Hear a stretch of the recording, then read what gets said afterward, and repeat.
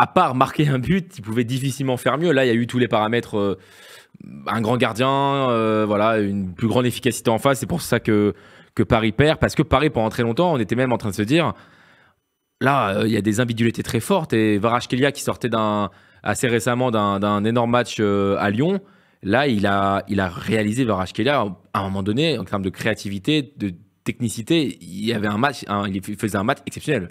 Moi, je suis persuadé que Kvaratskhelia... Oula, je vais le dire comme ça. Je suis persuadé que Kvara est un excellent joueur, mais j'ai eu la confirmation ce soir. Parce que dans un gros rendez-vous, ok, il y a un but refusé hors jeu, etc. Il marque pas de passe décisive au fond. Mais je pense qu'on s'en fout des stats. Regardons juste ce qu'il a fait. Les différences qu'il est capable de faire dans les petits espaces, je le rappelle, mais très peu de joueurs sont capables de faire ces différences-là. Il y a des joueurs qui ont besoin énormément d'espace pour faire des différences. Je prends Barcola par exemple, son coéquipier. Mais lui, sans espace, il peut faire des différences. Il peut trouver des failles, des trous de souris.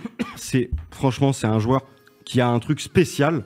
Et les joueurs comme lui, ça peut te faire gagner des grands rendez-vous. Ça peut te porter. Ce soir, il marque pas. Mais le match retour, Kvara, il faut le revoir titulaire. Je veux Kvara titulaire. Parce que ce qu'il m'a montré ce soir, il y a tous les éléments pour se dire Luis Enrique a eu raison de le mettre titulaire. Et Luis Enrique et le Paris Saint-Germain et Nasser et Campos et qui vous voulez ont eu raison de recruter Kvaratskhelia parce qu'il amène un vrai plus à cette équipe parisienne. Et là, il commence même à devenir plutôt régulier maintenant, Kvaratskhelia au PSG. Ouais, il est régulier. Et puis tu vois finalement, comme tu dis justement, il est régulier, il manque plus qu'à marquer des buts, mais sans Alisson, ce soir, il finit à 8 ou 9 de notes parce qu'aujourd'hui, il est au-dessus. Il manquait que des buts, en fait, finalement, un peu comme tous les joueurs de Paris d'ailleurs, mais c'est vrai que techniquement, et puis même, tu sens l'expérience quand même, tu sens le vécu, et c'est vrai que c'est peut-être ce qui manquait à l'attaque du PSG, même s'il y a Dembélé d'un côté, mais parfois tu peux penser qu'un Doué ou qu'un Barcola est un peu tendre au niveau. On ne parlera pas forcément de Barcola, mais on sentait aussi de son côté que sur certains choix, c'est un peu difficile, alors qu'avec Kvara, c'est fluide. C'est fluide, tu sais ce qu'il va faire.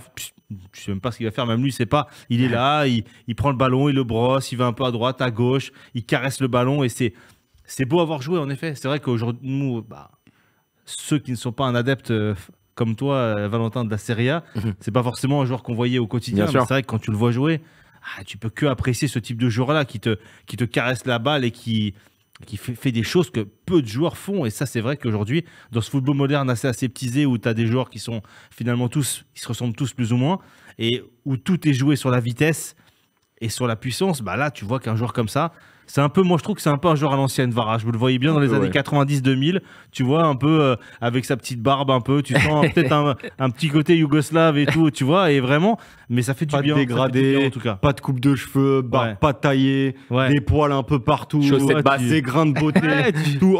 C'est un gars à l'ancienne, tu vois, et ça fait plaisir à voir en tout cas sur le terrain, et comme tu dis, ils sont pas trompés en le prenant, en tout cas, c'est sûr, et il apporte effectivement une vraie plus-value assez immédiate, et bien sûr que on se dit que le gars, il est arrivé il y a même pas 2 mois, et ce qu'il fait déjà aujourd'hui, il parle pas français, ça peut être que mieux. Donc oui, comme tu dis, moi je suis aussi d'accord avec toi, il faut miser, capitaliser sur lui, parce que je pense qu'en vrai, ça peut devenir le vrai chouchou du parc, et il est pas loin déjà. Et le pendant, et surtout le vrai pendant de Ousmane Dembélé. Donc quand tu as des mecs comme ça, pendant, je sais même pas, parce on a bien vu dans le match, les deux, ils peuvent alterner les deux côtés. À droite, à gauche, il basculait pas mal. C'est tellement bien, parce qu'en fait, ça t'offre tellement de possibilités d'avoir des joueurs qui sont capables d'aller même les trois, Barcola, Dembélé et Kvara sont capables d'aller ils sont ultra polyvalents, et c'est vraiment un énorme plus pour le Paris Saint-Germain. Tu donnes le tournis aux défenseurs adverses, parce qu'un coup, Arnold, il se dit, ouais, je vais me taper Dembélé. Un coup, il voit Kvara qui arrive. Un coup, il voit Barcola. Le mec, il perd les nerfs. Il pète les plombs. Il se dit, non, mais attendez,